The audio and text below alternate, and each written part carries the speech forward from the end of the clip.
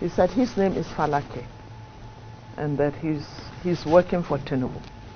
That he wants me to be a director in the civil society organization. And I told him point blank that I don't want to be part of it.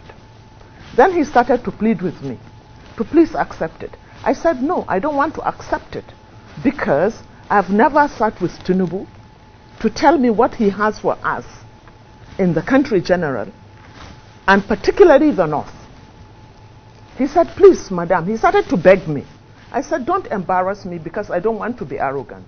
When people start to say, in the name of God, do this, then you feel bad to say no. So I gave him a condition. He said the names will be out the next day. And he wants my name to be out as the director. I said, no, I can't accept that. Then after all the plea, I said, okay, let me meet you halfway. If I sit with Aswaju and I'm not comfortable with what he says he has for the North, then I have a right to opt out. And Falake said, yes, it's okay.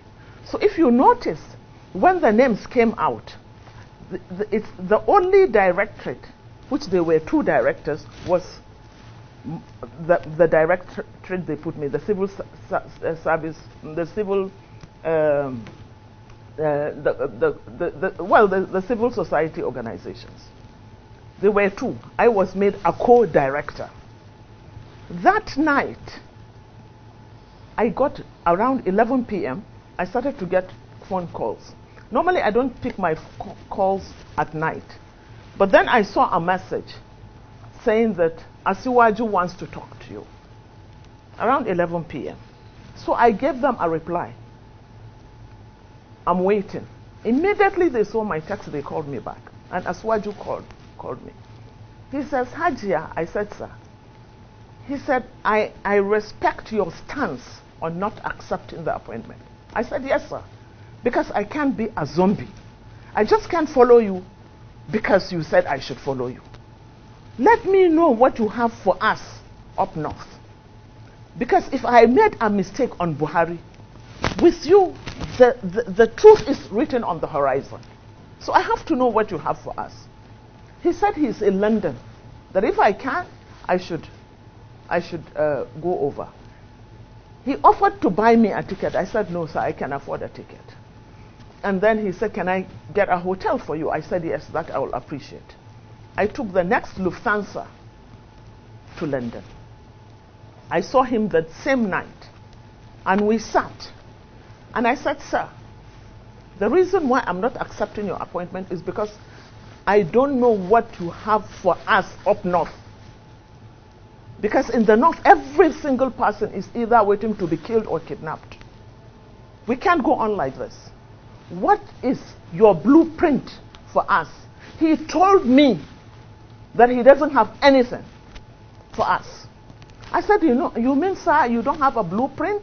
He said, I can't have a blueprint because if I have a blueprint, I'll be stepping on too many toes and they might even kill me. This was what he said.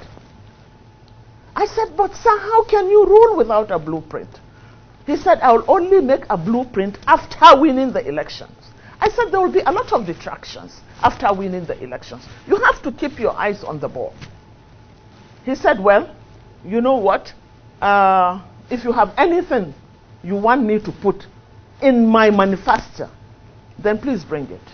I told him that I have an elders. We have a network for national salvation. I have our elder. I'll go meet him in Paris the next day. The next day, I left for Paris. I didn't get to see him, but we came back to London. We sat, and we already had a template. So he gave me something. We took something about the Almajiri, because the Almajiri is really a menace to us up north. They have been used as cannon fodder. And when you have able-bodied men that are doing nothing, in their millions, you will always get a problem. I told him about that. I wrote about that. I wrote about agriculture. I wrote about security and so many other things. Till date, I have not been allowed to see Asiwaju. Is that good and responsible people do not offer themselves to go into politics. I just saw one thing about Baba Ahmed, and he broke down because he said he has never been insulted. It's part of the problem. If you cannot take the hit, you have to leave the kitchen. And you see there is so much hypocrisy with Nigerians when it comes to the question of religion, the manipulation of religion. When you say you are a Christian, and you know that Jesus alayhi salam fought corruption, he fought injustice, he fought to the extent that they looked and tried and did everything to take his life. But you say you are a material. He was spiritual. He didn't have a house. He didn't have anything. Okay. But you say you go to God. We prayed unto God. But you go to him with lies and hypocrisy. The same applies to our Muslim brethren. They go to God with lies.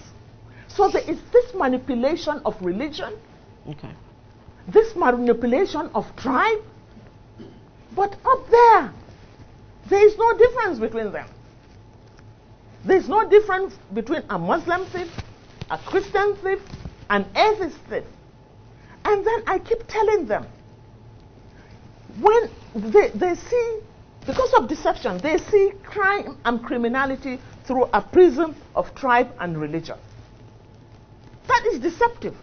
Because what difference does it make to the victim that was killed or is killed by IPOB? What difference does it make if an Igbo man kills a Hausa man or a Hausa man kills an Igbo? Does it make any difference to the victim? No. But these things are trivialized. They are manipulated because most of our leaders are themselves criminals. And they don't want people to know. Even our clerics, both Muslims and Christians, I have seen them. Okay. For instance, I have seen clerics talking about Muslim ticket and why it is a jihad. Oh, that is criminal. Because in Islam, let us make it very clear, it is an injunction. The first law made by God in the Quran is when he created the heavens and the earth. He said he sat on his throne and made the first law. The first law is that he has denied himself the right to oppress. Even before he created his creatures. And I have denied, said God, the right for anyone to oppress the other. And then our prophet also said that the rule of an atheist, a just atheist, is better than an unjust Muslim.